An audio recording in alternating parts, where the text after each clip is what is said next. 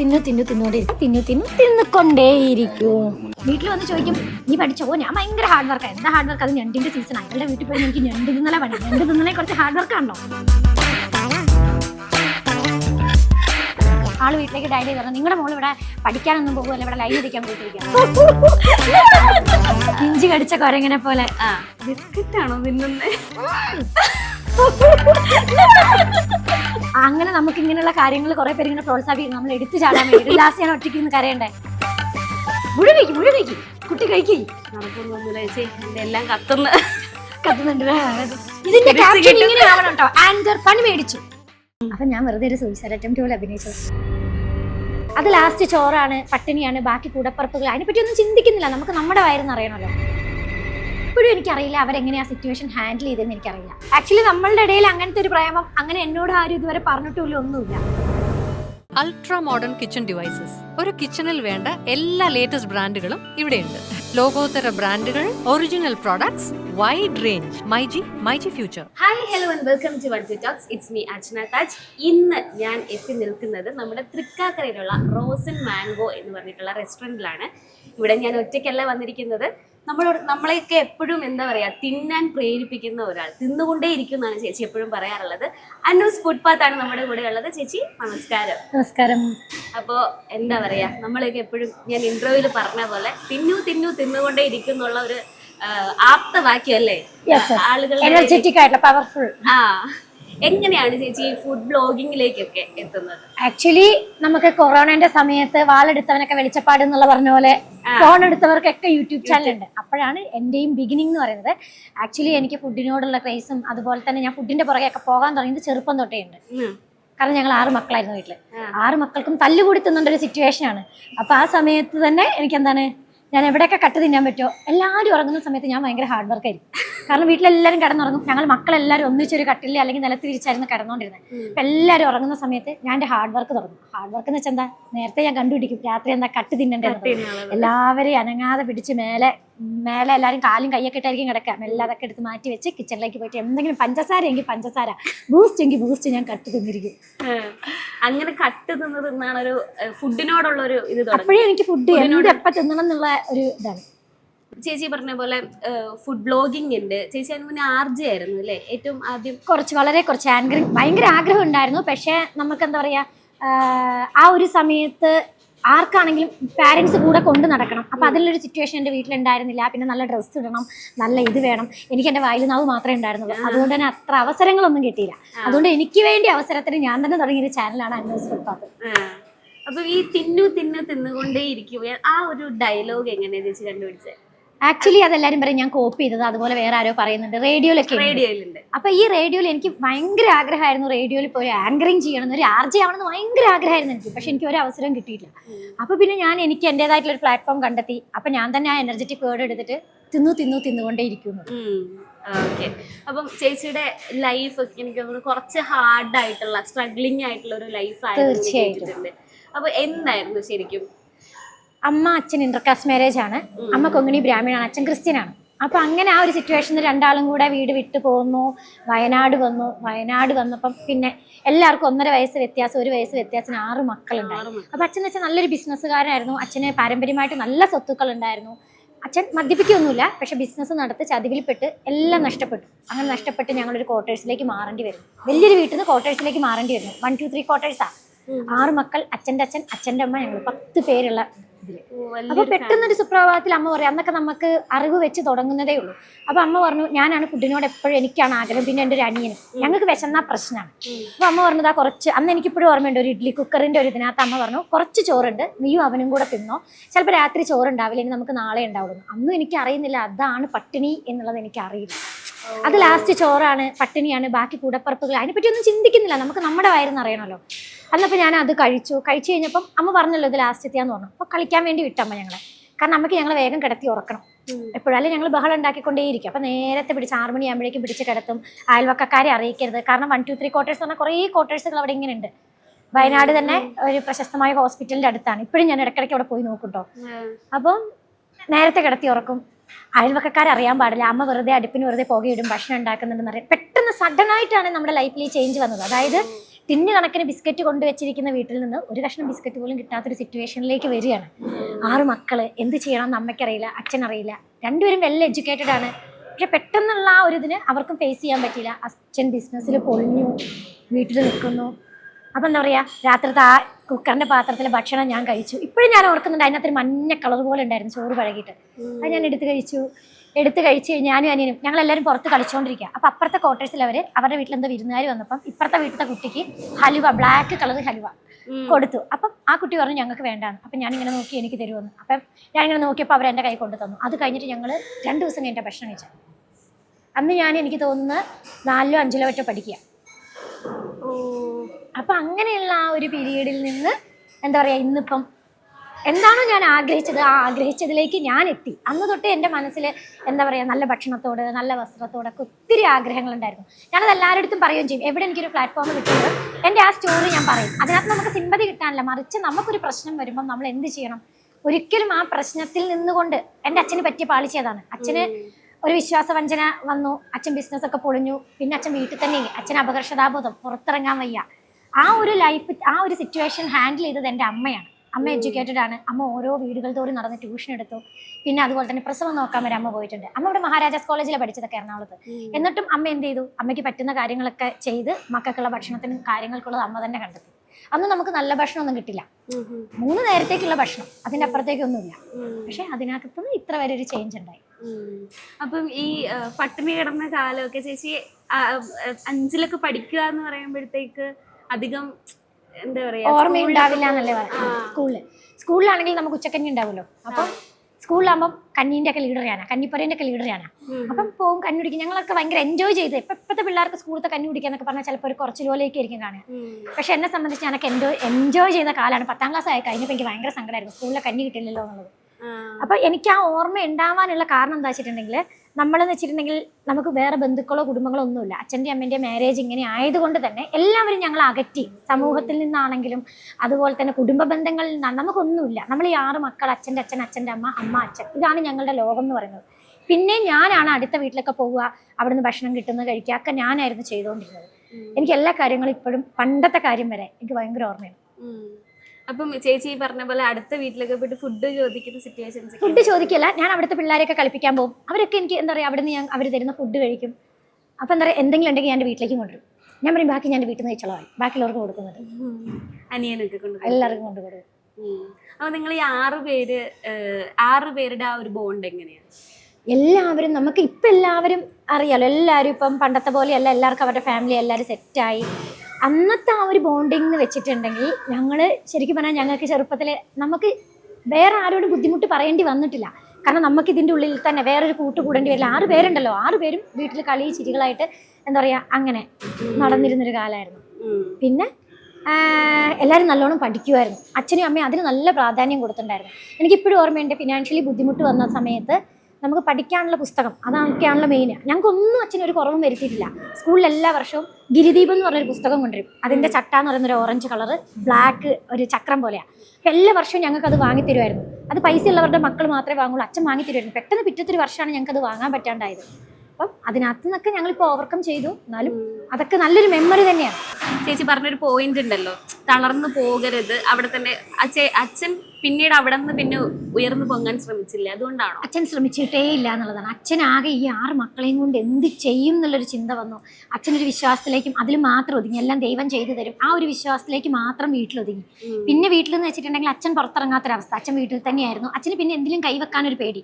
കാരണം അച്ഛൻ ഭയങ്കര റിച്ച് ഫാമിലിയിലെ മെമ്പറായിരുന്നു അച്ഛൻ.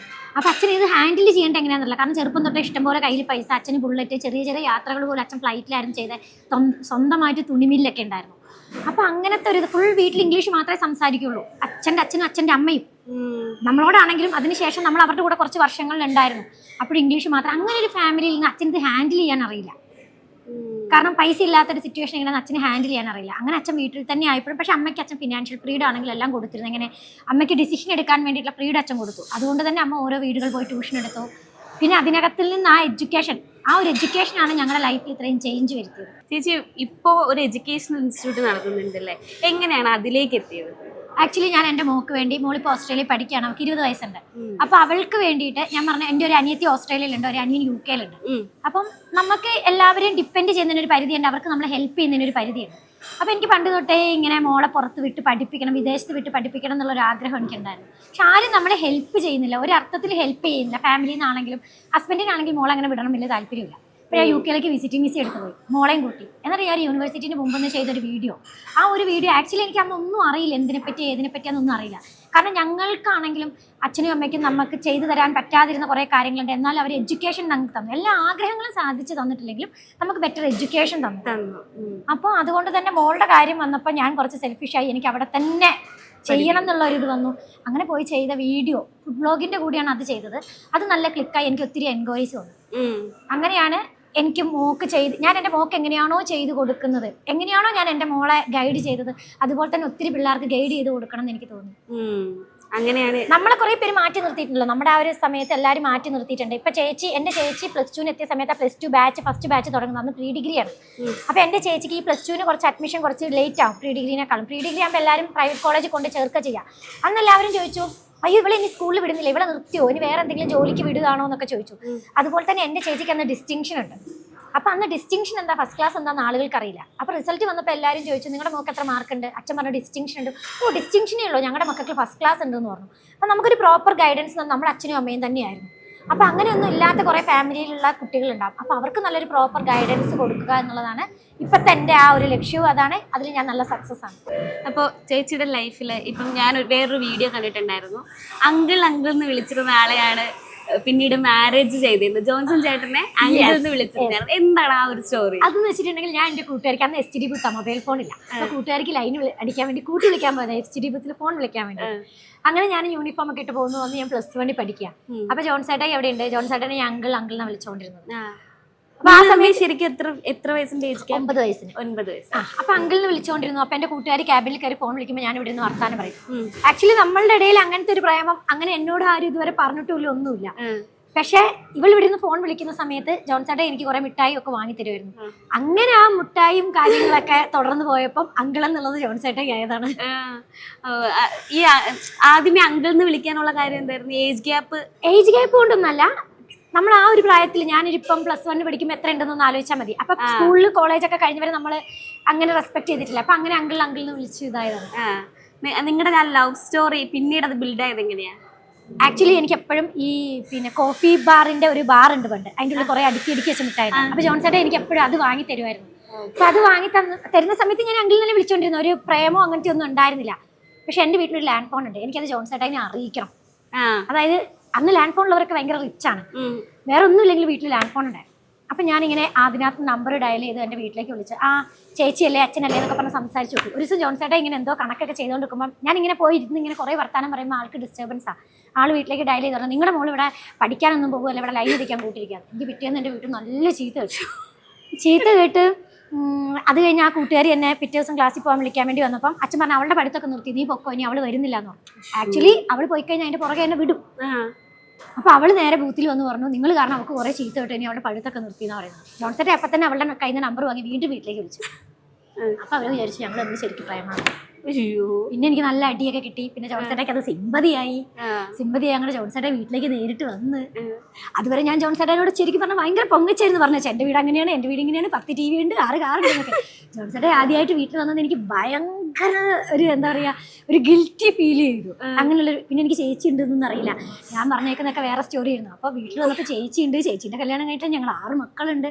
ജോൺസേട്ടൻ അതിനെപ്പറ്റി ഒന്നും ബോധേഡായിരുന്നില്ല കേട്ടോ. ആരാ ശരിക്കും ഇഷ്ടമെന്ന് പറഞ്ഞതായിരുന്നു? അത് ജോൺസേട്ടയാണ്. പക്ഷെ അത് പറഞ്ഞാൽ എനിക്ക് ചീത്തക്കും. ശരിക്കും പറഞ്ഞാൽ ജോൺസേട്ടയാണ് എനിക്ക് ഡയറി തന്നൊരു ന്യൂ ഇയറിന്, ടു ഡിയർ എന്ന വിത്ത് മച്ച് ലവ്. അപ്പം ലവ് എന്നുള്ള വാക്ക് ആദ്യമായിട്ട് ഞാൻ കേട്ടത് ജോൺസേട്ടൻ്റെ ഡയറിന്ന് ആദ്യമായിട്ട് എന്നോട് ഒരാൾ ലവ് ആണ്.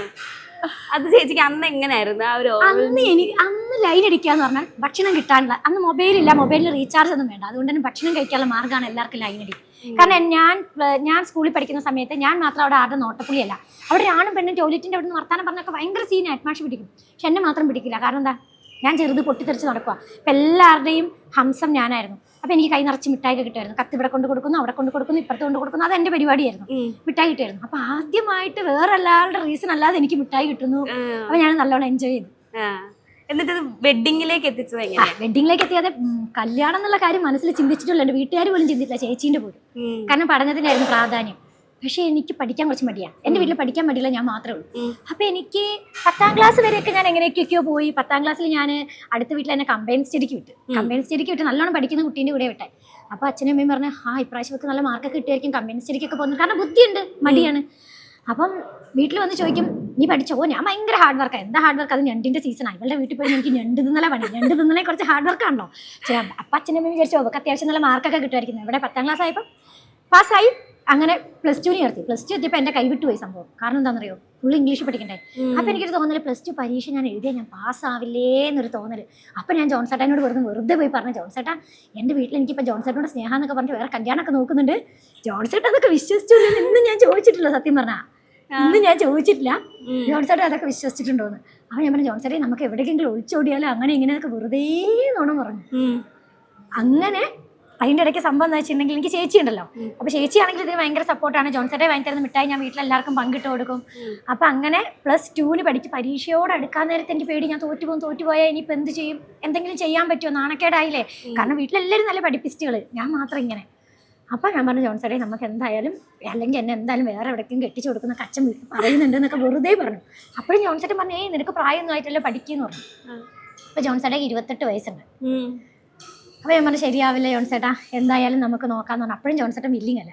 അപ്പം ഞാൻ വെറുതെ ഒരു സൂയിസൈഡ് അറ്റംപ്റ്റ് പോലെ അഭിനയിച്ചു. അതിലാണ് ഞാൻ പോകുന്നത് ജോൺസേട്ടൻ്റെ കൂടെ. അത് ഞാൻ വീട്ടിലേക്ക് വരില്ല. ഞാൻ വീട്ടിലേക്ക് വരില്ല, ജോൺസേട്ടൻ കൂടെ തന്നെ വരുന്നു. അങ്ങനെ ജോൺസേട്ടൻ്റെ വീട്ടുകാർ വന്നു. പാവാ ജോൺസേട്ടൻ്റെ വീട്ടുകാർ, നാട്ടുമ്പുറത്തുകാരാണ്, ഭയങ്കര സ്നേഹമായിരുന്നു. അവർ പെട്ടെന്ന് തന്നെ അക്സെപ്റ്റ് ചെയ്തു. ചേച്ചിയുടെ വീട്ടുകാർ അവർ വീട്ടിലത്തെ ഒരു സിറ്റുവേഷൻ എന്താണെന്ന് വെച്ചിട്ടുണ്ടെങ്കിൽ, അവർക്ക് ഇപ്പോഴും എനിക്കറിയില്ല അവരെങ്ങനെ ആ സിറ്റുവേഷൻ ഹാൻഡിൽ ചെയ്തതെന്ന് എനിക്കറിയില്ല. കാരണം ഞാൻ പറഞ്ഞ 6 പേര്, 4 പെണ്ണും 2 ആൺപിള്ളേരുമാണ്. പിന്നെ ഞാൻ വീട്ടിൽ ഭയങ്കര ടോക്കറ്റീവ് ആയത് കാരണം ഞാൻ പെട്ടെന്ന് ഇങ്ങനെ പോകുന്നു അങ്ങനെയൊന്നും ആരും വിചാരിച്ചില്ല.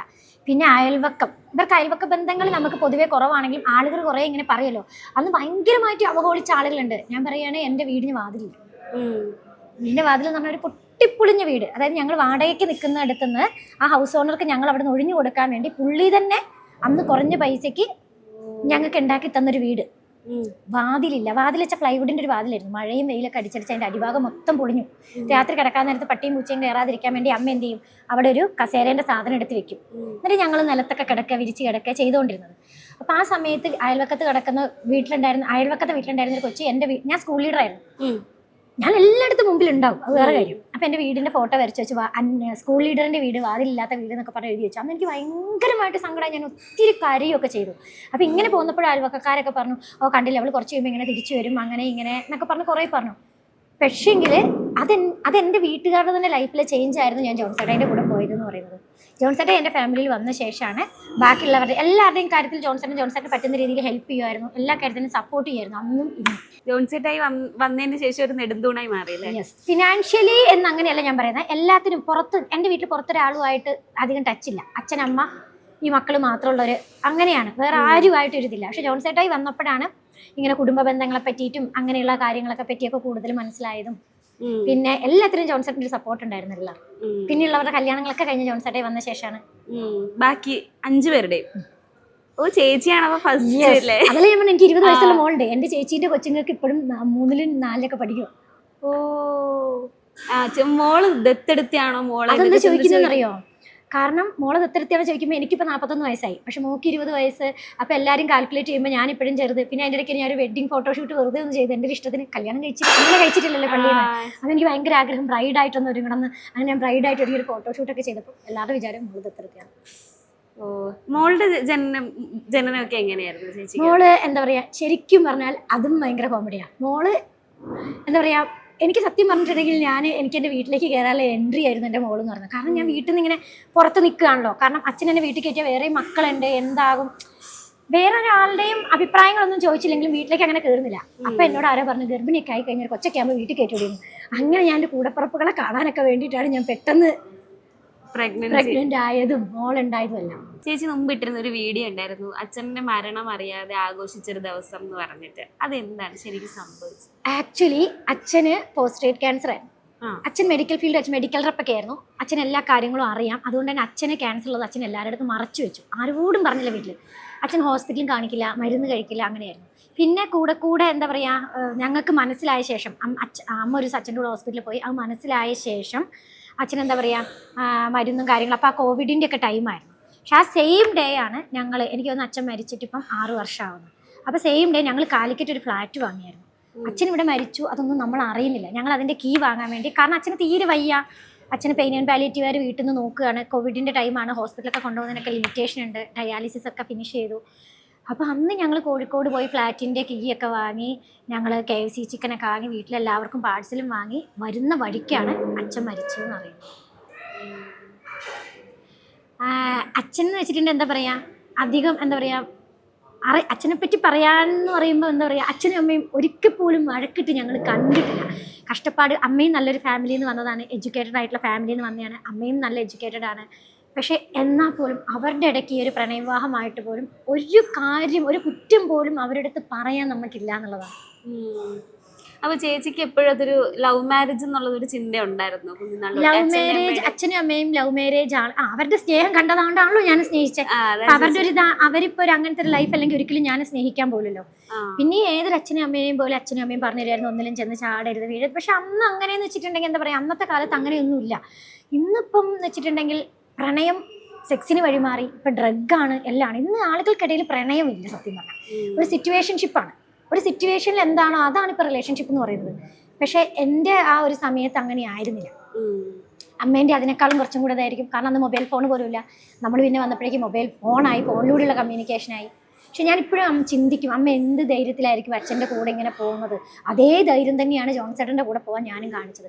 എങ്ങനെയുള്ള ആളായിരിക്കുന്നു ഒന്നും നമുക്കറിയില്ല, കുടുംബം എങ്ങനെയായിരിക്കും, വീട് എങ്ങനെയായിരിക്കും ഒന്നും അറിയില്ല. പക്ഷെ എന്തോ ദൈവത്തിൻ്റെ ഒരു ഇതുകൊണ്ട് ഇവിടം വരെയായി. ചേച്ചിയുടെ വീഡിയോസിലേക്ക് അമ്മയായിട്ടുള്ള ഒരു ബോണ്ട് ഭയങ്കര, എൻ്റെ എല്ലാത്തിൻ്റെയും ഒരു പോസിറ്റീവ് എന്ന് പറയുന്നത് എൻ്റെ അമ്മ തന്നെയാണ്. അതൊരിക്കലും എനിക്ക് എൻ്റെ ഹസ്ബൻഡാണ്, എൻ്റെ മോളാണെന്ന് പറയാൻ പറ്റില്ല. കാരണം ഞാൻ ഈ ഒരു സോഷ്യൽ മീഡിയയിലേക്ക് ഇറങ്ങിയപ്പോഴും അമ്മ ഭയങ്കര ഇതാണ്. എപ്പോഴാണെങ്കിലും എൻ്റെ വീഡിയോൻ്റെ എല്ലാ കമൻറ്റും വായിക്കുക അമ്മയാണ്, ഞാനല്ല.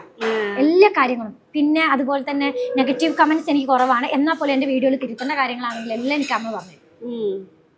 നമ്മൾ നല്ല ബോണ്ടിങ് ആണ്. വേറൊരു മക്കളോടും ഇല്ലാത്ത ബോണ്ടിങ് ആണ് ആക്ച്വലി ഞാനും അമ്മയും തമ്മിൽ. കാരണം അമ്മേനെ പോലെയാണ് ഞാൻ കാണാൻ. എൻ്റെ വീട്ടിൽ ഞാൻ മാത്രമേ ഇങ്ങനെ ടോക്കറ്റീവ് ഉള്ളൂ. അമ്മയും പിന്നെ കുറച്ച് സംസാരിക്കും. പിന്നെ എല്ലാ സിറ്റുവേഷനും അമ്മ ഹാൻഡിൽ ചെയ്യും. അപ്പോൾ നമുക്കൊരു ഫുഡ് ബ്ലോഗറിനെ കയ്യിൽ കിട്ടിയിരിക്കുന്ന സമയത്ത് നമ്മൾ എന്തെങ്കിലും ഒരു ടാസ്ക് അവർക്ക് കൊടുക്കണം എന്നുള്ളത് നമ്മുടെ ഒരു ചടങ്ങായി മാറിയിരിക്കുകയാണ്. അപ്പോൾ ചേച്ചി ഇത്രയും ചതി വേണ്ടായിരുന്നു, വിളിച്ചു വരുത്തിട്ട് ഇങ്ങനത്തെ പണി തരുന്നതായിരുന്നു. നോ എക്സ്പ്രഷൻ ചലഞ്ച് ആണ് നമ്മൾ ചെയ്യാൻ പോകുന്നത്. ഇത്രയും സാധനങ്ങൾ ചേച്ചി ഒരു എക്സ്പ്രഷനും ഇല്ലാതെ തിന്നണം. എന്ത് തരും?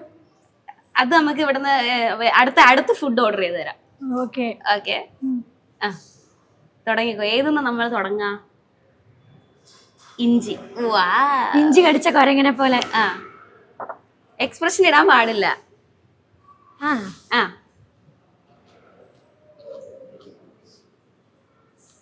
ബിസ്ക്കറ്റ് ആണോ തിന്നുന്നേ? Camera stop, action.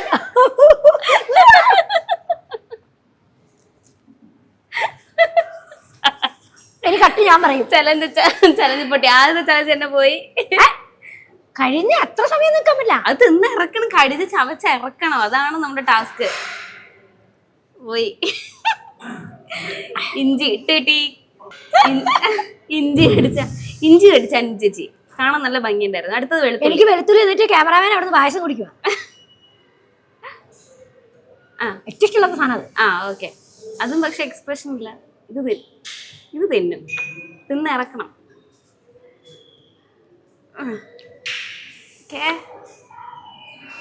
Okay, set. Win. അടുത്തത് നാരങ്ങ വേണോ? അവസാനം ഞാനൊരു സദ്യ കിട്ടുമ്പം എനിക്ക് ഏറ്റവും ഇഷ്ടമുള്ള സാധനം ഞാൻ ആദ്യം തിന്നാം. അതുകൊണ്ടാ വയറ് നിറഞ്ഞാൽ നമുക്ക് ഇഷ്ടമുള്ള സാധനം കഴിക്കാൻ പറ്റില്ലല്ലോ എന്ന് ഓർത്തിട്ട്. പക്ഷെ ഇത് നമുക്ക് കിട്ടുമ്പോൾ, നമുക്ക് ഇഷ്ടപ്പെടാത്ത സാധനം കിട്ടുമ്പോൾ നമ്മൾ ഏറ്റവും ലാസ്റ്റ്. ഓക്കെ. ചേച്ചിക്ക് മറ്റേ സ്വഭാവം ഇല്ല, ലാസ്റ്റ് ബൈറ്റ് വെക്കുക. അതില്ല, കാരണം ഞാൻ പറഞ്ഞില്ല വീട്ടിൽ 6 പേരാ. ഞാൻ പണ്ട് കേക്കിനകത്ത് നിന്നൊക്കെ ചെറീസും നട്ട്സ് ഒക്കെ എടുത്ത് മാറ്റി വെക്കും ലാസ്റ്റ് തിന്നാന്ന് ഓർത്തിട്ട്. ലാസ്റ്റ് വരുന്നവൻ അടിച്ചു മാറ്റി കൊണ്ടുപോകും. സ്ഥിരം പറ്റുന്ന. ഓക്കെ. അപ്പൊ അടുത്തത് ലെമൺ. പല്ലിലല്ലേ തന്നെ പുളി കൂടുതലാ. പറ്റൂലത് വേണ്ട. ഒരു ടാസ്കിന് വേണ്ടി ഞാൻ നശിപ്പിക്കണോ?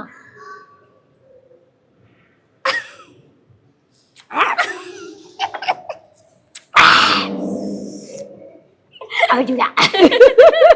ഈ കളിക്ക് ഞാനില്ല.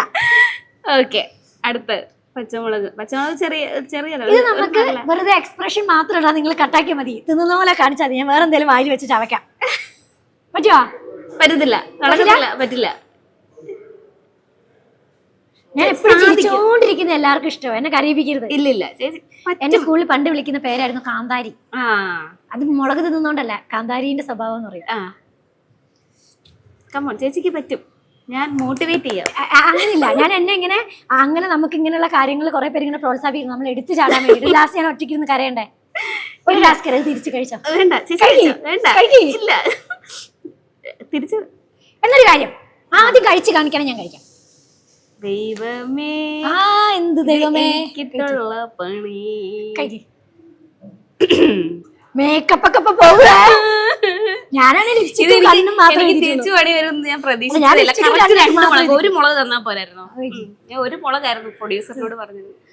എക്സ്പ്രഷൻ ഇല്ലാതെ തന്നെയാണ് അല്ലേ? ചിരി എന്റെ സ്ഥായി ഭാവം, അത് ചിലപ്പോ കാണില്ല. കരയാതിരുന്നാ മതി.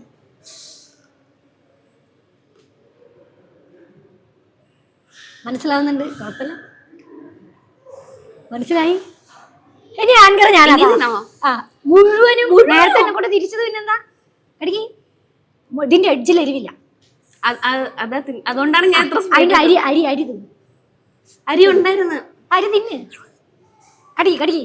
അങ്ങനെയൊന്നും പറ്റില്ല കേട്ടോ. ഇത് ആക്ഷൻ കട്ടൊന്നുമില്ല. ഇല്ല, ഇത് തുടങ്ങിയിട്ടില്ല. ഓക്കെ, ഇത് ഇവര് കട്ട് ചെയ്താലും എന്റെ ചാനലിൽ ഞാൻ എടുത്തു. ലിപ്സ്റ്റിക് ഒന്നുമില്ല.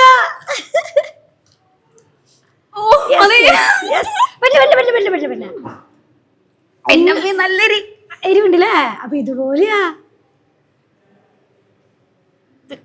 കമോൺ, ഇത്രയും കഴിച്ചാൽ മതി. ഞാൻ എക്സ്പ്രഷൻ ഇല്ലാതെ കേട്ടോ പക്ഷെ കഴിച്ചു കഴിഞ്ഞതിന് അതത്രയും കഴിച്ചില്ലല്ലോ. ഇതെന്നോട് സ്നേഹത്തോടെ കഴിക്കുന്നു പറയാനുള്ള പ്രാപ്തി ഉണ്ടാവണം, എന്നിട്ട് ഞാൻ കഴിക്കാം. ഇങ്ങനെയൊന്നല്ല പറയണ്ടേ.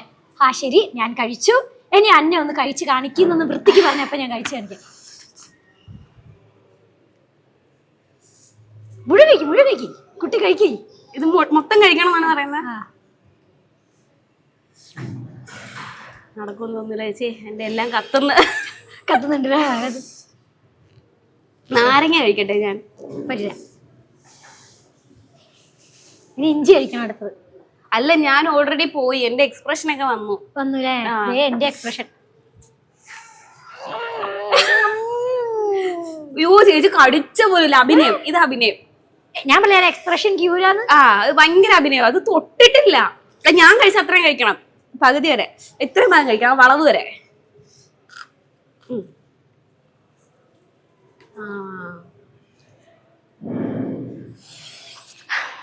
ജ്യൂസ് തരുമോ? ആദ്യമായിട്ടാണ് ഞാനൊരു ഹോട്ടലിൽ ചിരിച്ചോണ്ട് വന്നിട്ട് കരഞ്ഞോണ്ട് പോകുന്നു. അപ്പൊ മതി മതി, task over. Task over, thank you.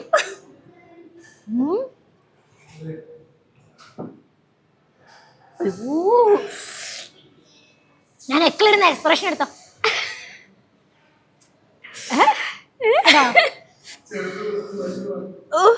Cut തിന്നുമ്പോ എക്കിൽ വരുന്ന പറഞ്ഞാൽ സത്യം. കട്ടൊന്നും നമ്മൾ സ്പീഡ് തിന്നൂല, ഓരോ സ്പീഡ് തിന്നും. ഞാൻ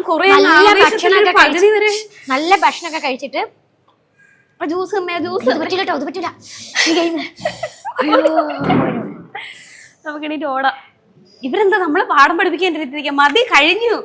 നിങ്ങൾ കട്ട് ചെയ്യ്, എന്നിട്ട് ഞങ്ങക്ക് വെള്ളം താ. ഇത് ഇവര് എന്തിനു ചെയ്തെന്ന് മനസ്സിലായോ?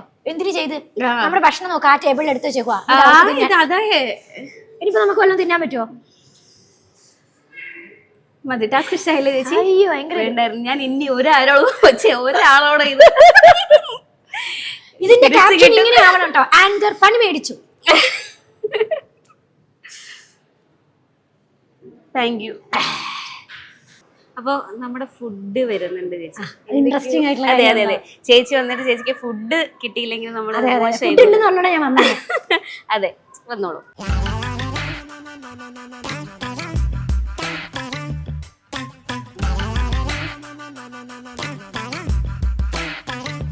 സാൽമൺ. ഇത് ഒറിജിനൽ സാൽമൺ അല്ലേ? Yes, coming from Norway. Okay. അപ്പൊ ഇത് എന്തൊക്കെയാണെന്ന് ഞങ്ങൾക്ക് ഒന്ന് എക്സ്പ്ലെയിൻ ചെയ്തു തരോ? chicken tikka.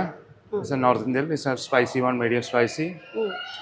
Cutlet, chicken cutlet, tandoori chicken. It's a also charcoal. It's Kerala paratha. Salmon fish curry. It's a kusbari tikka. It's a pudina flavor, mint flavor. Okay എന്താ Mint kusbari tikka. കുസ്ബാരി. Yes. Okay. ഒരു കാര്യം ചോദിക്കട്ടെ, ഈ പറഞ്ഞതിന്റെ പേരൊക്കെ ഒന്നുകൂടെ പറഞ്ഞേ. Chicken tikka.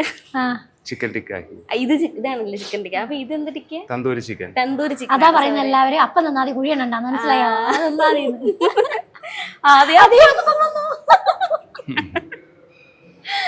Okay ചേട്ടാ, ഞാനേ ഈ റെസ്റ്റോറന്റിന്റെ ലൊക്കേഷൻ ആദ്യം പറഞ്ഞത് തൃക്കാക്കര എന്നാണല്ലേ? തൃക്കാക്കര പൂജാരി വളവ് കയ്പമടമുകൾ. കയ്പം പടമുകൾ. കയ്പമടമുകൾ. ഓക്കെ, ഇതപ്പോ തൃക്കാക്കര തന്നെയാണ്. തൃക്കാക്കര ഇത് ഈ ഏരിയ ഫുൾ തൃക്കാക്കര എന്നാണ് പറയാ. ഓക്കെ. ഓക്കെ. ഇവിടുത്തെ ഹൈലൈറ്റ് ഐറ്റം എന്താണ്? സീ ഫുഡ് ആണ് വരുന്നുണ്ട് ഇപ്പൊ തരാം. ഇനിയും വരുന്നുണ്ടോ? അപ്പൊ ഈ ക്യാമറമാൻമാരെ ഒന്ന് മാറ്റി നിർത്തിയത് ഞാൻ അത് എടുത്തിട്ട് വരാം. ഓക്കെ. ഇനി ഒരു വരവ് കൂടെ വരേണ്ടി വരും. അപ്പോ എന്റെ കണ്ണുകൊണ്ടാ ചാർജ്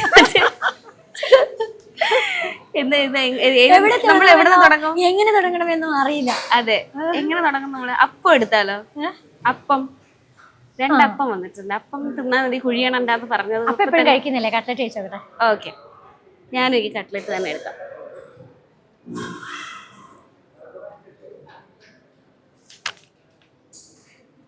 ഫേവറേറ്റ് ഫുഡ് ഏതാ? അങ്ങോട്ട് ചോദിച്ചോട്ടെ ആദ്യം. എൻ്റെ ഇടിയപ്പം, അതിൻ്റെ കൂടെ ചിക്കനോ ബീഫ് ഏതാണെങ്കിലും, ഇടിയപ്പം പ്ലസ് എന്താണെങ്കിലും കോംബോ, അതാണ് എൻ്റെ ഫേവറേറ്റ്. ചേച്ചിയുടെ കപ്പ ബിരിയാണി അല്ലേ? അതെ. ചേച്ചിയുടെ ഫേവറേറ്റ് ഫുഡ് സ്പോട്ട് ഏതാ ഉള്ളത്? എനിക്ക് ശരിക്കും നാടൻ തട്ടുകടകളെ ഇഷ്ടം. ഒന്നാമത് ഞാൻ പ്രൊമോഷൻ വീഡിയോയ്ക്ക് പോക്ക് വളരെ കുറവാണ്. എനിക്കിഷ്ടമില്ല. കാരണം ഇതിനു മുമ്പ് വേറെ കുറച്ച് വ്ളോഗേഴ്സിന്റെ വീഡിയോ ഉണ്ട്. ഞാനിവിടെ കൊച്ചിയിൽ വന്നിട്ട് ഒരു ബിരിയാണി കഴിച്ചു. ബിരിയാണിക്ക് ഫേമസ് ആയിട്ടുള്ള സ്ഥലമാണ്, ഇപ്പോഴും ഉണ്ടത്. ഫ്ലോപ്പ്. ബിരിയാണിക്ക് ചൂട് പോലും ഇല്ല. ടേസ്റ്റ് പിന്നെ എല്ലാവരും ഡിഫറൻ്റ് ആയി നോക്കാം, പക്ഷെ പ്രസന്റേഷനും അതിനൊരു ചൂടുണ്ടാവില്ല ബിരിയാണിക്ക്, അതുപോലും ഇല്ല. അന്ന് ഞാൻ തീരുമാനിച്ചതാണ്, പൈസയ്ക്ക് വേണ്ടി പോയിട്ട് ഞാൻ വ്ളോഗ് ചെയ്യില്ല, എനിക്ക് കഴിച്ച് ഇഷ്ടപ്പെട്ടിട്ടുണ്ടെങ്കിൽ ചെയ്യും. അപ്പൊ ഇങ്ങനെ ഈ ഇപ്പൊ ഒരുപാട് വ്ളോഗേഴ്സും ഇടുന്ന ക്വസ്റ്റ്യൻ ചോദിക്കുന്നത് ഞാൻ കേട്ടിട്ടുണ്ട്. പൈസ മേടിച്ചിട്ട് ഇങ്ങനെ ഫുഡ് നല്ലതാണെന്ന് പറഞ്ഞപ്പോ സംഭവം ഞാൻ പറയാം. ഒന്ന് പ്രൊമോട്ടേഴ്സ് ഉണ്ട്, ഇൻഫ്ലുവൻസേഴ്സ് ഉണ്ട്. യൂട്യൂബേഴ്സ് അല്ല, ഇൻഫ്ലുവൻസേഴ്സ് ഉണ്ട്, പ്രൊമോട്ടേഴ്സ് ഉണ്ട്. നമ്മൾ അത് മനസ്സിലാക്കണം. ചിലവർ തുടങ്ങുന്നത് തന്നെ അവർക്കത് പൈസ കിട്ടാൻ വേണ്ടിയിട്ട്. ഇപ്പൊ ഞാനാണെങ്കിൽ പ്രൊമോട്ട് ചെയ്യുന്നത് എനിക്ക് പൈസ കിട്ടാൻ വേണ്ടി. അത് ഐഡന്റിഫൈ ചെയ്യേണ്ടത് കാണുന്ന ആളുകളാണ്. മനസ്സിലായി? അത് ഐഡന്റിഫൈ ചെയ്യാൻ പഠിക്കണം. പ്രൊമോഷൻ ആണോ ചെയ്യുന്നത്, അല്ലെങ്കിൽ ഇൻഫ്ലുവൻസിങ് ആണോ ചെയ്യുന്നത്, മോട്ടിവേഷൻ ആണോ? പലതരത്തിലുണ്ട്. സോഷ്യൽ മീഡിയ പല രീതിയിൽ യൂസ് ചെയ്യുന്നവരുണ്ട്. അത് മനസ്സിലാക്കാത്തത് ആളുകളുടെ കുഴപ്പമാണ്. ഇപ്പൊ ഞാനിത് ഇങ്ങനെ കഴിച്ചിട്ടതേ ഇങ്ങനെ വേണം എനിക്ക് കാണിക്കതാ. മസ്റ്റായിട്ട് വന്ന് ട്രൈ ചെയ്യണം കേട്ടോ എന്ന് എനിക്ക് പറയാം. പക്ഷെ 2 രീതിയിലാക്കാം. ഒന്ന് എന്റെ ടേസ്റ്റ് വ്യത്യാസമാണ്, എല്ലാവർക്കും ഒരേ ടേസ്റ്റ് അല്ല ഇഷ്ടപ്പെടില്ല. അങ്ങനെയാണെങ്കിൽ ഇപ്പൊ ഇവിടെ ഒരു കട മാത്രം മതിയല്ലോ. ഓരോരുത്തരുടെ നാവിന്റെ രുചി വ്യത്യാസമുണ്ട്. അതുപോലെ തന്നെ ഓരോരുത്തരുടെ ചിലവർ ഫുഡിന്റെ ആംബിയൻസ്, ഫുഡ് കഴിക്കാൻ പോകുന്നിടത്ത് ആംബിയൻസ് ഇഷ്ടപ്പെടുന്നവരായിരിക്കും, ചിലവർ പ്രസന്റേഷൻ ഇഷ്ടപ്പെടുന്നവരായിരിക്കും, ചിലവർ നാടൻ ഇഷ്ടപ്പെടുന്നവരായിരിക്കും. ചില സിറ്റുവേഷനിൽ മഴ പെയ്യുമ്പോൾ കഴിക്കാൻ ആഗ്രഹിക്കുന്ന ഫുഡ് ഉണ്ടാവും, വെയിൽ വരുമ്പോൾ കഴിക്കാൻ ആഗ്രഹിക്കുന്ന ഫുഡ് ഉണ്ടാവും. അത് തിരിച്ചറിയാം. ചേച്ചിയുടെ എന്താ അങ്ങനെയുള്ള മഴയത്ത്? ഞാൻ പറഞ്ഞുതരാം, ഞാൻ പറയട്ടെ, ഞാൻ ഗസ് ചെയ്യട്ടെ. ചേച്ചിയുടെ കട്ടൻ കാപ്പി, കപ്പ ബിരിയാണി, അല്ല കപ്പ ബിരിയാണി, കട്ടൻ കാപ്പി, പപ്പടം. യെസ് അല്ലേ? എല്ലാവർക്കും പപ്പടം നല്ല ഇങ്ങനെ കറുമാരിക്കണ്ടേ? എനിക്ക് നനഞ്ഞു പപ്പടം. ചേച്ചിയുടെ മറ്റേ പൊതി തുറക്കുമ്പോൾ അച്ഛന്മാരെ കൊതിപ്പിക്കുന്ന ഒരു പ്രത്യേക ടെക്നിക്ക് കയ്യിലുണ്ട് കേട്ടോ. കപ്പ ബിരിയാണി എനിക്ക് തന്നെ കണ്ടാ കൊതിയാ. ഞാൻ തന്നെ എവിടെയെങ്കിലും ഒക്കെ പോകുമ്പോ എന്റെ കപ്പ ബിരിയാണിന്റെ വീഡിയോ കണ്ടിങ്ങനെ ഞാൻ നോക്കും. എനിക്ക് തന്നെ സങ്കടം. ഓക്കെ, എവിടെയെങ്കിലും പോയിട്ട് ഇങ്ങനെ ഇതുപോലെ ഫുഡ് കഴിച്ച് പണി കിട്ടിയിട്ട് ഉള്ള ഒരുപാട് എക്സ്പീരിയൻസ് ഉണ്ടോ? എനിക്ക് സൂഷി എന്റെ വിചാരം എന്തോ വലിയ സംഭവമാണ്. എന്റെ മുന്നേ ഞാൻ വായിലെടുത്ത് വെച്ചത് എല്ലാവരൊക്കെ തിന്നൊക്കെ കാണുമ്പോൾ വലിയത്. എനിക്കിന്നെ ഫോർക്ക് സ്പൂണൊന്നും ഉപയോഗിക്കാറില്ല, കൈ കൊണ്ട് മാത്രം കഴിക്കാനാണ് അറിയുന്നത്, ഇഷ്ടവും അത് തന്നെയാണ്. ഞാനെടുത്ത് വായിൽ വെച്ചത് എനിക്ക് പുറത്തേക്ക് വിടാൻ പറ്റുന്നില്ല, അകത്തേക്കും കഴിക്കാൻ പറ്റുന്നില്ലാത്തൊരവസ്ഥയായി പോയി സൂഷി കഴിച്ചിട്ട്. പിന്നെ തന്നെ വലിയ വലിയ റെസ്റ്റോറൻറ്റിലൊക്കെ കയറി വലിയ പ്രൊമോഷൻ വീഡിയോസ് കണ്ടിട്ട് നമ്മൾ പോയി കഴിക്കുമ്പോഴല്ലോ, അതൊക്കെ ശരിക്കും എനിക്ക് ഫ്ലോപ്പായിട്ട് തന്നെ തോന്നിയിട്ടുണ്ട്. ഒരുവിധം എല്ലാ കടകളും തന്നെ ചില ആളുകൾ വൈറലാക്കിയ ഫുഡുകളുണ്ട്. അത് ജസ്റ്റ് ഇപ്പം വയനാട്ടിൽ തന്നെ ക്രീം ബൺ എന്ന് പറഞ്ഞൊരു സംഭവം, മിൽക്ക് ബൺ എന്ന് പറഞ്ഞ സംഭവം, ഓരോ ജില്ലകൾ, വയനാട് പോത്തുംകാല്, ഒരാളത് ക്ലിക്ക് ആക്കുമ്പം വേറെ പലരും അത് ഫോളോ ചെയ്ത് അത് ഇങ്ങനെ സ്റ്റാർട്ട് ചെയ്യും. പക്ഷെ നമ്മൾ ആ ഒരു നല്ല സ്ഥലത്ത് പോയിട്ട് ഇപ്പൊ ഇന്നിപ്പോ ഞാൻ ഇവിടുന്ന് കഴിച്ചു, ഈ ഫുഡ് ഇന്നിപ്പോ നല്ലതാണ്, ഓക്കെ, എനിക്ക് പറയാൻ പറ്റും. നാളെ ഇവിടുത്തെ ഷെഫ് മാറി എന്ത് ചെയ്യും? പിന്നെ ആളുകൾ പ്രൈസ് കൂട്ടുകയാണ്. കോഴിക്കോട് തന്നെ ചെറിയൊരു കട, പണിക്കാർക്ക് വേണ്ടി ജസ്റ്റ് ഒരു പുഴുക്ക് വെച്ച് കൊടുത്ത കട, ഇന്ന് ഒരു ഇൻഫ്ലുവൻസർ പോയിട്ട് ക്ലിക്കാക്കിയ ശേഷം ഇപ്പൊ അവിടുത്തെ ഫിഷ് ഫ്രൈക്ക് 800 രൂപയാണ്. അങ്ങനത്തെ പ്രശ്നമുണ്ട്. അതുകൊണ്ട് അധികം ക്ലിക്ക് ആക്കാതിരിക്കുന്നത് നല്ലത്. ഞാൻ വിചാരിക്കും ദൈവമേ നല്ല സ്ഥലങ്ങളൊന്നും അധികം ക്ലിക്ക് ആക്കുന്നില്ല, പകരം എല്ലാം പോയി കഴിച്ചുതരാം. എന്നാ പിന്നെ അതെപ്പോഴും നമുക്ക് അങ്ങനെ തന്നെ പോയി കഴിക്കാലോ. ഓക്കെ, അപ്പം ഇനി അടുത്ത ഇത് കഴിക്കണ്ടേ? നമ്മൾ കഴിക്കുന്നത് നമ്മൾ മറന്നു പോകും.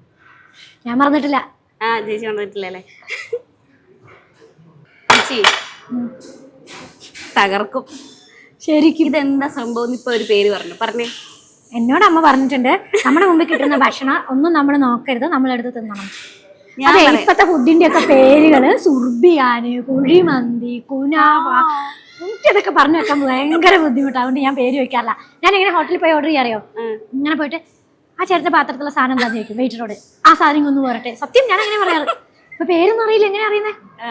ഇപ്പൊ രാരീത്തും കബാബ്, ചോട്ടാമാര പുഡിങ്, എന്തൊക്കെയോ സംഭവങ്ങളാണ് ഇപ്പത്തെ പേര്. ഒന്നും കേട്ടിട്ടില്ല.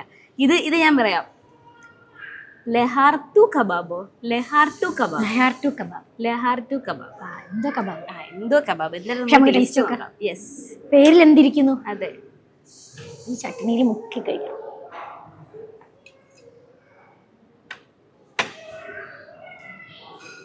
മതിയായിരുന്നു. ഞാൻ ആക്ച്വലി ഭയങ്കര ബാഡ് ഫുഡിയാണ്. കുറേ സാധനങ്ങളൊന്നും എനിക്ക് പറ്റത്തില്ല. ഈ മല്ലിയിലൊന്നും എനിക്ക് ഇഷ്ടമല്ല. ചേച്ചിക്ക് അങ്ങനത്തെ ഉള്ളൊരു കുഴപ്പമില്ലല്ലേ? എപ്പോഴും നമ്മൾ പറയും നമ്മൾ അമ്മ ഉണ്ടാക്കുന്ന ഫുഡിന്റെ അത്ര വരില്ലാണ്. അന്ന് നമുക്ക് ചെറുപ്പാണ്, അന്ന് ഫുഡിനോട് ആഗ്രഹമുണ്ട്, കഴിക്കേണ്ട പ്രായമാണ്, അപ്പം അതിന് രുചി കൂടും. ചിക്കൻ കറിയൊക്കെ എങ്ങനെ ഉണ്ടാക്കാം? വെറുതെ മുളക് ഉപ്പ് അങ്ങനെ സാധനങ്ങളിട്ടുണ്ടാക്കുള്ളൂ. ഇപ്പം എങ്ങനെ ഉണ്ടായി? ഇപ്പം നല്ല മസാലപ്പൊടികൾ പുറത്ത് വാങ്ങാൻ കിട്ടും. എങ്ങനെ ഉണ്ടാക്കിയാലും അമ്മേൻ്റെ ഫുഡിനോളം വരില്ല ഒന്നും. അതെങ്ങനെയുണ്ട്? ഇതെന്താ ഇത്? കൊള്ളാം, നല്ല ടേസ്റ്റ്. ശരിക്കും വിശന്നിരിക്കുമ്പോഴേ ഫുഡിന്റെ രുചി പറയാൻ പറ്റത്തുള്ളൂ. വിശക്കാത്ത സമയത്ത് നമുക്ക് പറ്റില്ല. പക്ഷെ ഇത് കൊള്ളാൻ എനിക്കിഷ്ടമായി.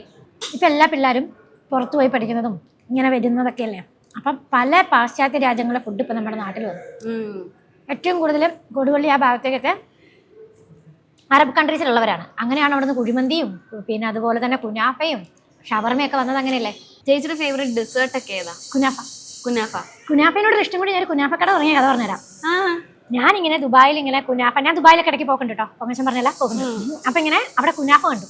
അങ്ങനെ ഞാൻ കുനാഫ കഴിച്ചപ്പോൾ എനിക്ക് നമ്മുടെ നാട്ടിൽ കൊണ്ടുവന്നതായി. അതും വയനാട് എല്ലാ കാര്യത്തിനും കുറച്ച് ബാക്കോട്ടാ. എന്ത് സംഭവം ലാസ്റ്റ് അവിടെ വരത്തുള്ളൂ. കാരണം അവിടെ ഉള്ള ആളുകൾക്കൊക്കെ നാട്ടുമ്പുറം അങ്ങനത്തെ ഭക്ഷണം കഴിക്കാനാണ് ആഗ്രഹം.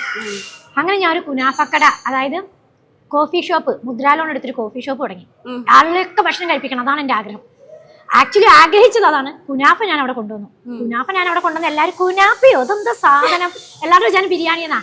അങ്ങനെ എൻ്റെ അയൽവക്കക്കാർ പോലും ഇപ്പൊ എന്നെ കളിയാക്കുന്ന കുനാപ്പ എന്ന് പറഞ്ഞിട്ടാ. ആരും കഴിച്ചില്ല, ഞാൻ തന്നെ കഴിക്കുകയാണ് ഫുള്ള്. അങ്ങനെ കോഫി ഷോപ്പ് തുടങ്ങി. ആദ്യത്തെ 2-3 ദിവസമൊക്കെ നല്ല തിരക്ക്, പിന്നെ നല്ല തിരക്ക്. പിന്നെയാണ് ആ കോവിഡിനോട് അടുപ്പിച്ച് വന്നത്. പിന്നെ ഉണ്ടാക്കാൻ ഞാൻ തന്നെ തിന്ന്, ആ പാത്രം ഞാൻ തന്നെ കഴുകുക, അത് മാത്രമേ അവസ്ഥ. അങ്ങനെ പൂട്ടി. ലോൺ ഇപ്പോഴും അടയ്ക്കുന്നുണ്ട്, ബാധ്യത ഇപ്പോഴും ഉണ്ട്, പക്ഷേ ഷോപ്പ് പൂട്ടി. ഇനിയിപ്പോൾ അടുത്ത ഷോപ്പ് വരുന്നുണ്ട് കേട്ടോ. ഞാൻ പറഞ്ഞില്ല, ഞാൻ എന്ത് വന്നിട്ടുണ്ടെങ്കിലും ഞാൻ അത് വെച്ച് അവിടെ സ്റ്റോപ്പ് ചെയ്യില്ല.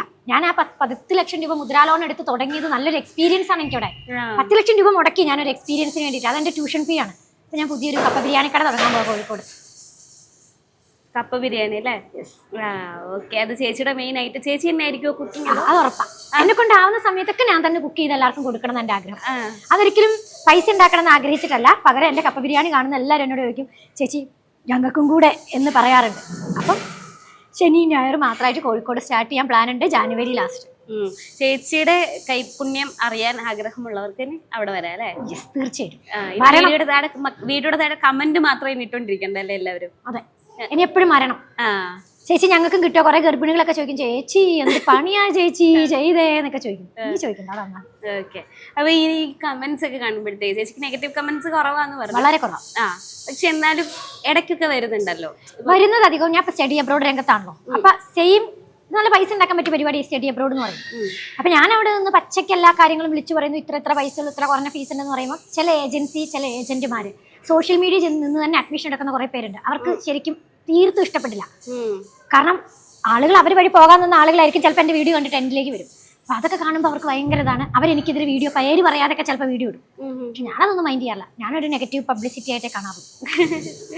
ഓക്കെ, കഴിച്ചോണ്ട് നമുക്ക് സംസാരിക്കാം. നമുക്ക് സംസാരവും കഴിപ്പും കൂടെ നടക്കുന്നില്ലല്ലേ? അതെ, വാ തുറന്നാൽ പിന്നെ പൂട്ടണ്ടേ കഴിക്കണമെങ്കിൽ, അതല്ല പ്രശ്നം. അപ്പോൾ ചേച്ചിയുടെ ഒരു സംരംഭം എൻ്റെ അലമാര അല്ലേ, അത് എന്ന് ശരി സംരംഭം എന്ന് പറയാൻ പറ്റില്ല.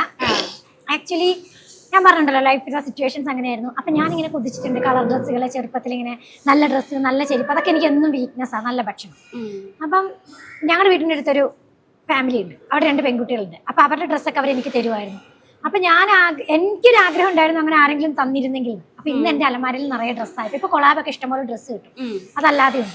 അപ്പം ഞാനത് ആർക്കെങ്കിലും ആഗ്രഹിക്കുന്ന ആർക്കെങ്കിലും കൊടുക്കാന്നത് ആഴ്ചയിൽ 5 പേർക്ക് വീതം ഇപ്പം കൊടുക്കുന്നുണ്ട്, സ്റ്റോക്ക് തിരുമ്പി നിർത്തും. ഓക്കെ, അത് തുടങ്ങിയതിന് ശേഷം വീക്കെൻഡിലാണോ എങ്ങനെയാ? എല്ലാ സൺഡേയിലും എൻ്റെ അലമാര ഇനി നിങ്ങളോടേതും. അത് ചേച്ചിയെടുത്ത് എൻക്വയറീസ് വരുന്നുണ്ടോ ആളുകള്, അതോ ചേച്ചിയായിട്ട് സെലക്ട് ചെയ്യുന്നതാണോ ആളുകള്? അങ്ങനെ വെച്ചിട്ടുണ്ടെങ്കിൽ ഞാൻ വീഡിയോ ഇട്ടിട്ട് അവരോട് പറയാം നിങ്ങൾക്ക് ഇഷ്ടമുള്ളത് ലോക്ക് ചെയ്തോ, ആദ്യം ലോക്ക് ചെയ്യുന്ന 5 ആക്കാന്ന്. അങ്ങനെയായിരുന്നു ഞാൻ വിചാരിച്ചതെങ്കിലും ചില ആളുകൾ കണ്ടിന്യൂസ് ആയിട്ട് മെസ്സേജ് അയക്കും, അവരുടെ സ്റ്റോറിയൊക്കെ കേട്ട് കഴിയുമ്പോൾ എനിക്ക് എല്ലാവർക്കും കൊടുക്കണം എന്ന് തോന്നും. പറ്റുന്നത്രയും ഞാൻ ചെയ്യും. പിന്നെ ഈ പറഞ്ഞ പോലെ ഫുഡ് ബ്ലോഗിങ്ങിനകത്ത് തന്നെ ഇപ്പം റവന്യൂ എങ്ങനെയാ ചേച്ചി? ആക്ച്വലി ഒരു വീഡിയോ ഒക്കെ ചെയ്യാൻ പോയിട്ട് നമുക്ക് 100K ഫോളോവേഴ്സ് ആയിരുന്നെങ്കിൽ 25,000 രൂപയൊക്കെ തന്നിട്ട് നമ്മൾ പെയ്ഡ് പ്രൊമോഷൻ വിളിക്കാറുണ്ട്. ഞാൻ പറഞ്ഞില്ല, ഞാൻ വളരെ കുറവാണ് ചെയ്യുന്നത്. 1 ആളുകളുടെ സമയം, 2 എന്ന് വെച്ചിട്ടുണ്ടെങ്കിൽ അതുപോലെ തന്നെ പണം. ഇത് രണ്ടും വിലപ്പെട്ടതാണ്. അപ്പം നമ്മൾ വലിയ റെസ്റ്റോറൻറ്റിലൊക്കെ പോയിരുന്ന് ഇങ്ങനെ തിന്ന് കാണിക്കുമ്പോൾ ചിലപ്പോൾ അവരുടെ വീട്ടിൽ കൊച്ചു പിള്ളേരുണ്ടാവും, അല്ലെങ്കിൽ അവരുടെ വൈഫ് അവരെ നിർബന്ധിച്ച് വന്ന് കഴിക്കുന്നു. ചിലപ്പോൾ അവർക്ക് ടൈം ഉണ്ടാവില്ല, ചിലർക്ക് പൈസ ഉണ്ടാവില്ല. വന്ന് കഴിച്ച് കഴിഞ്ഞിട്ട് ആ ഫുഡ് അവർക്ക് ഇഷ്ടപ്പെട്ടില്ല. അപ്പം ഞാനൊരു പ്രൊമോഷൻ്റെ ഭാഗമായിട്ടായി ചെയ്യുമ്പം അവരുടെ സമയവും പണവും വിലപ്പെട്ടതാണെന്നുള്ളതുകൊണ്ട് ഞാൻ പെയ്ഡ് പ്രൊമോഷൻസ് ചെയ്ത് വളരെ കുറവാണ്. എന്നാലും സാധാരണ ഇൻഫ്ലുവൻസേഴ്സിനെ സംബന്ധിച്ച് ഒന്നിങ്ങനെ എടുത്ത് ഇങ്ങനെ ഒന്ന് കാണിക്കുമ്പോഴേക്കും അവർക്ക് കിട്ടുന്ന റവന്യൂ നല്ല രീതിയിൽ റവന്യൂ കിട്ടുന്നുണ്ട്. അപ്പം ചേച്ചിക്ക് അതെന്തുകൊണ്ടാണ്? അപ്പം ചേച്ചിക്കും വെറുതെ ജസ്റ്റ് ഇങ്ങനെ കാണിച്ചാൽ കിട്ടുമല്ലോ എന്ന്. പിന്നെ പക്ഷെ ഞാൻ പറഞ്ഞിട്ടുണ്ടല്ലോ, എനിക്ക് മറ്റുള്ളവരുടെ ലൈഫ് ഞാൻ ചെറുപ്പം തൊട്ടേ ഇങ്ങനെ കാണുമ്പോൾ നല്ല ഭക്ഷണം ആരുടെങ്കിലും തീന്മേശക്കണ്ട. പണ്ടൊക്കെ ഒരു കല്യാണത്തിന് പോയപ്പോൾ ആ ഒരു സിറ്റുവേഷൻ തന്നെ പറഞ്ഞാൽ, അടുത്ത വീട്ടിലൊരു കല്യാണം, ഞങ്ങൾ അവിടുത്തെ ഒരു ഫാമിലി മെമ്പറൊപ്പം മാത്രം എപ്പോഴും പോകും വരും. അവിടുത്തെ കുഞ്ഞാവിനെ കളിപ്പിക്കാനൊക്കെ ഞാൻ എപ്പോഴും പോകും. അവരുടെ ഒരു കല്യാണം വന്നപ്പോൾ ഞങ്ങളെ വിളിച്ചു കഴിഞ്ഞപ്പോൾ ഫുള്ള് ഗസ്റ്റാണ്, ഒക്കെ VIP ഗസ്റ്റാണ്, VIPs ആണ് അവർ.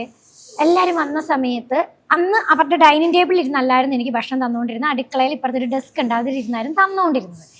അപ്പം അന്ന് ഈ കല്യാണം വന്നപ്പോൾ എല്ലാവരും ഫസ്റ്റ് ബ്രെഡ്, മട്ടൺ സ്റ്റൂ ഒക്കെ അവർ വിളമ്പുന്നുണ്ട്. അപ്പം ഞാൻ വിചാരിച്ചോ നമ്മൾക്കും ഇപ്പം കിട്ടും കഴിക്കാം എന്നൊക്കെ ഓർത്തിരുന്നപ്പോൾ അവരെന്നെ പിടിച്ചു കൊണ്ടുപോയിട്ട് അന്ന് ആദ്യമായിട്ട് അവരുടെ ഡൈനിങ് ടേബിളിൽ ഇരുത്തി അവർ തന്നു. പുറത്തപ്പോൾ അവരുടെ ഗസ്റ്റ് ഉണ്ട്, അവർ വന്നപ്പോൾ നമുക്ക് ഡൈനിങ് ടേബിൾ, പക്ഷേ ആ ഐറ്റംസ് ഒന്നും എനിക്ക് കിട്ടിയില്ല. അപ്പം ഞാനിപ്പോഴും ചിന്തിക്കും, ദൈവമേ നമ്മുടെ മുമ്പിൽ തീന്മേശയിൽ കുറേ ഭക്ഷണമൊക്കെ വെച്ച് ഇങ്ങനെ ആളുകളെ കാണിച്ച് ഇതാക്കി അങ്ങനെ ഒരു പറയുന്നതിനോട് എത്തിക്സ് എനിക്ക് തോന്നാത്തത് കൊണ്ട് തന്നെ ഞാൻ നല്ല റെസ്റ്റോറൻറ്റിൽ പോയിട്ട് റൂം എടുക്കുന്ന സമയത്ത് അവിടെ നല്ല ഭക്ഷണം കഴിക്കുന്ന സമയത്തും ഞാൻ പൊതുവേ പറയാറില്ലത്. സാധാ തട്ടുകട അതാകുമ്പോൾ ആർക്കും പറ്റുള്ളൂ. ഓക്കെ, അപ്പൊ നമ്മളിങ്ങനെ വിശേഷങ്ങൾ പറഞ്ഞു പൊക്കോണ്ടിരിക്കുകയാണ്. ഫുഡ് ഇങ്ങനെ തണുക്കുന്നത് നമുക്ക് സത്യം ഞാൻ പറഞ്ഞില്ല, ഒരു നേരത്തെ ഭക്ഷണത്തിന് ആഗ്രഹിച്ച് എന്റെ മുമ്പിൽ ഇപ്പൊ എവിടെ പോലും ഇഷ്ടം പോലെ ഭക്ഷണം കഴിച്ചു നോക്കി അഭിപ്രായം പറയാൻ വേണ്ടി ഇഷ്ടം പോലെ ഭക്ഷണമാണ്.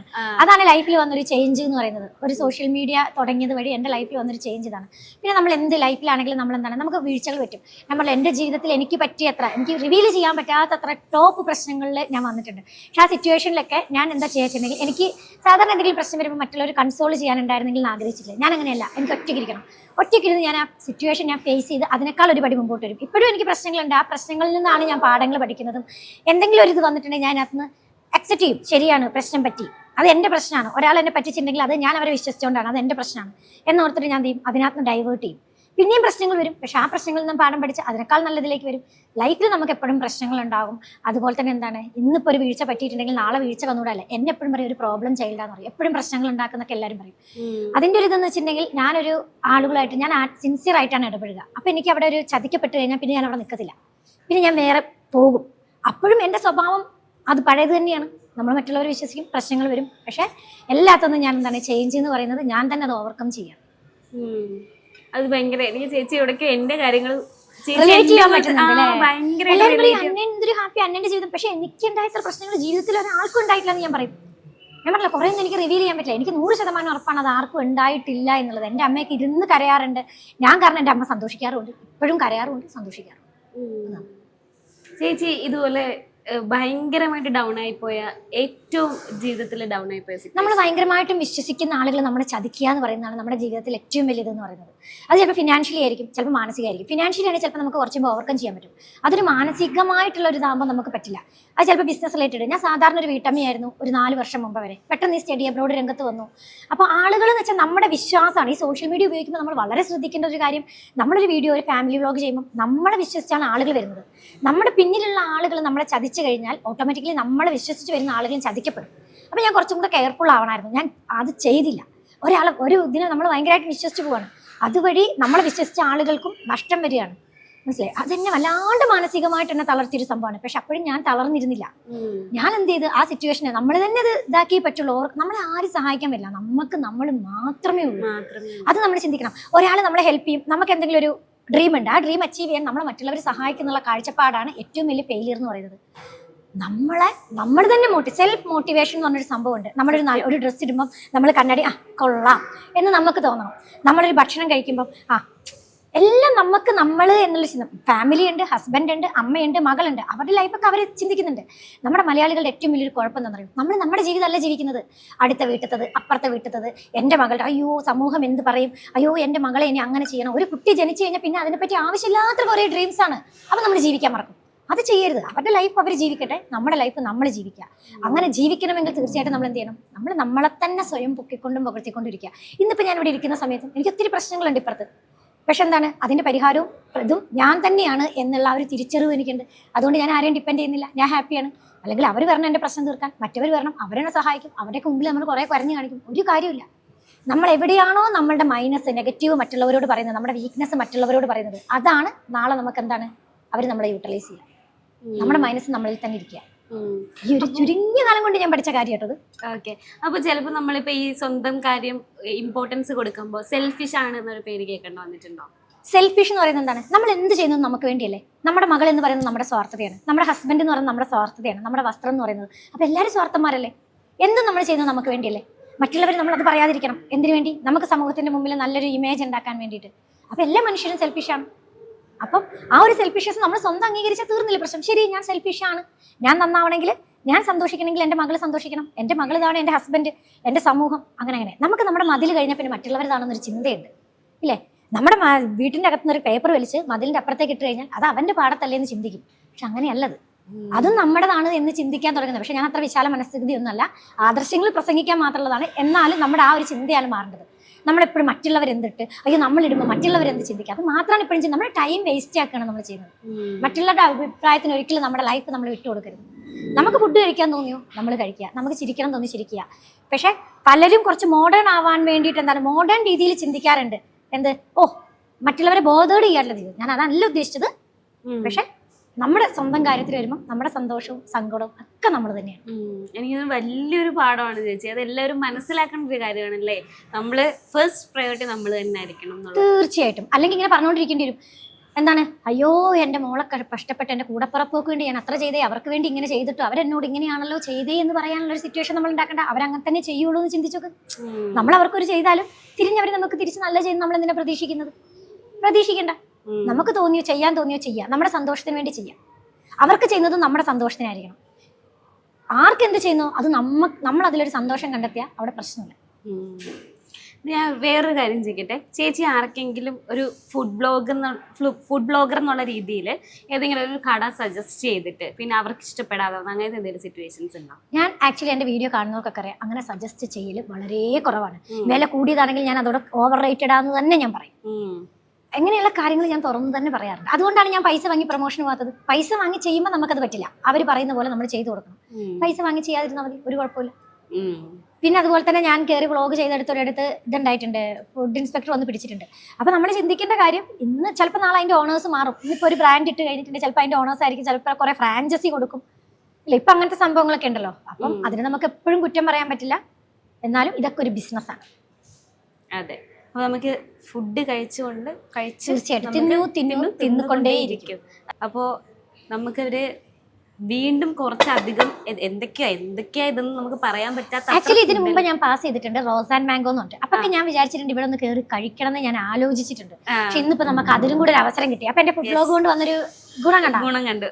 അപ്പൊ ഞാൻ എന്താണോ ലൈഫിൽ ആകാൻ ആഗ്രഹിച്ചത് അതാണ് ആയത്. ഇപ്പൊ ഇവിടെ വന്ന് ഫുഡ് കഴിക്കുന്നത്. അപ്പം നല്ല ഫുഡ് കാണുമ്പോൾ നമുക്ക് എപ്പോഴും സന്തോഷമാണല്ലേ. എന്തായാലും ഇവിടെ എന്താ പറയാ, ബാക്കി ഇനി ഫുഡ് നമ്മൾ എക്സ്പ്ലോർ ചെയ്യാണ്ട് നല്ല മീൽസ് ഉണ്ട് കണ്ടാ.